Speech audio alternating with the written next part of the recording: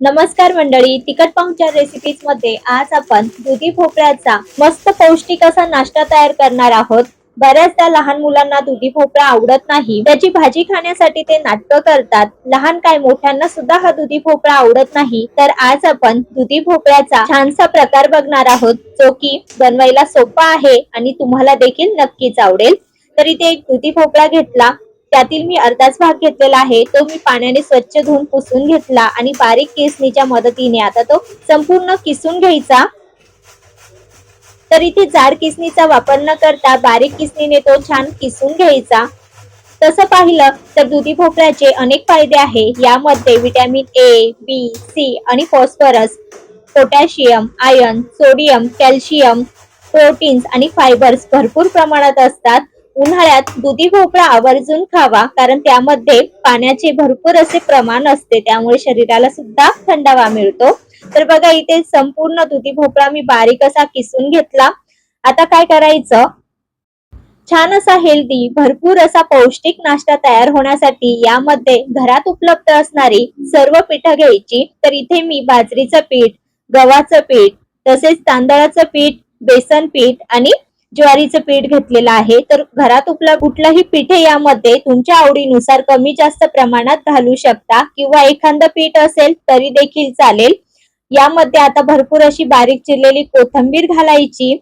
त्यानंतर 2 छोटे चमचे सफेद तीळ घालूया आणि त्यासोबतच मिक्सरला इथे मी हिरवी मिरची, लसूण, जिरं आणि ओवा पाणी न घालता त्याची जाडसर अशी पेस्ट करून घेतली होती, ती घातली. तर मिरचीचं प्रमाण हे तुम्ही तुमच्या आवडीनुसार कमी जास्त करून घ्या. त्याचबरोबर यामध्ये थोडासा हिंग आणि चवीपुरतं मीठ घातलं. सर्व पीठ या किसलेल्या दुधी भोपळ्यामध्ये चांगली मिक्स करून घ्यायची. यामध्ये शक्यतो पाण्याचा वापर केला जात नाही, कारण दुधी भोपळ्यामध्ये भरपूर असं प्रमाणात पाणी असतं आणि त्या पाण्यामध्येच हे पीठ व्यवस्थित असं मळलं जातं. आणि गरज असल्यास यामध्ये थोडंसंच पाणी घाला, नाहीतर घालू नका, कारण या मिश्रणाला नंतर पाणी सुटतं. वरतून यामध्ये पाणी घालण्याची आवश्यकता पडत नाही. भोपळ्यात असणाऱ्या पाण्यामध्येच पीठ व्यवस्थित असं मळलं जातं. बघा, तर संपूर्ण पीठ हे छान असं एकजीव झालेलं आहे. आता हे आपण साईडला ठेवूया आणि आता याचे थालीपीठ बनवायला घेऊया. तर आता तुम्हाला समजलंच असेल की इथे आपण दुधी भोपळ्याचे मस्त खमंग चविष्ट असे पौष्टिक थालीपीठ तयार करतोय. तर आता एखादा कॉटनचा रुमाल ओला करून घ्यायचा आणि त्यावर दाखविल्याप्रमाणे ज्या आकाराचे थालीपीठ बनवायचे तेवढं मिश्रण हातात घेऊन ते बघा दाखविल्याप्रमाणे पाण्याचा हात घेऊन असं प्रेस म्हणजेच गोलाकार थापून घ्यायचं. मध्यभागी हवेत 3-4 असे गोल छिद्र करून घ्यायचे, म्हणजे थालीपीठ हे व्यवस्थित असं शिजलं जातं. थालीपीठ थापायला घेतलं की एकीकडे तवाही छान मध्यम आचेवर तापवून घ्यायचा. त्यावर थोडंसं तेल घालायचं आणि दाखविल्याप्रमाणे असं थालीपीठचा जो रुमाल आहे तो बघा तव्यावर घालून वरील रुमाल काढून घ्यायचा. रुमाल पाण्याने ओला करून घेतल्याने थालीपीठ अलगद निघतं. मिश्रण अजिबात रुमालाला चिटकत नाही. प्रत्येक वेळेस असंच थोडंसं पाणी हे दाखविल्याप्रमाणे घालून घ्यायचं, रुमाल ओला करून घ्यायचा आणि थालीपीठ हे थापून घ्यायचं. आता इकडे थालीपीठची तव्यावरची वरची बाजू हलकीशी कोरडी होईपर्यंत दुसरं थालीपीठही मस्त थापलं जातं. तर बघा, आता इथे थालीपीठ दुसरं थापूनही झालेलं आहे. सकाळच्या घाई गडबडीमध्ये हे झटपट असं तयार होतं, त्यामुळे नेहमी तेच तेच कांदा पोहे किंवा उपमा खाण्यापेक्षा असं खमंग थालीपीठ नक्की तयार करून बघा. आता थालीपीठची वरची बाजू हलकीशी कोरडी झाली की लगेच थालीपीठ उलटून घ्यायचं आणि दुसऱ्या बाजूने सुद्धा छान खमंग असं खरपूस भाजून घ्यायचं.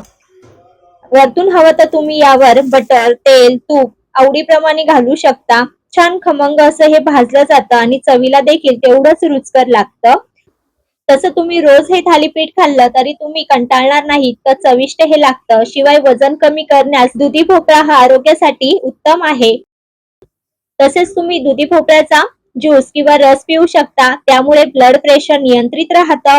बघा, इथे आपलं थालीपीठ छान खमंग असं भाजून झालेलं आहे. ते काढून घेऊ आणि याच पद्धतीने राहिलेल्या पिठाचे सुद्धा मस्त खमंग असे हे थालीपीठ भाजून घेऊ. तर तेल न घालता सुद्धा हे थालीपीठ मस्त असं भाजलं जातं, परंतु थोडंसं तेल मी यामध्ये वापरलेलं आहे. तर बघा, इथे मी गरजेनुसार 2 थालीपीठ तयार करून घेतली. झटपट अशी तयार झालेली आहे. तर हे गरमागरम थालीपीठ तुम्ही असंच खाऊ शकता किंवा लोणचं दही सोबत अप्रतिम असं लागतं. लहान मुलांना तर हे प्रचंड आवडतं. मस्त टोमॅटो केचप सोबत सर्व करायचं, ते आवडीने खातात. तर तुम्ही सुद्धा या पद्धतीने असं थालीपीठ तयार करतात का हे कमेंट करून नक्की सांगा. आणि रेसिपी थोडी जरी आवडली असेल तर रेसिपीला लाईक करा.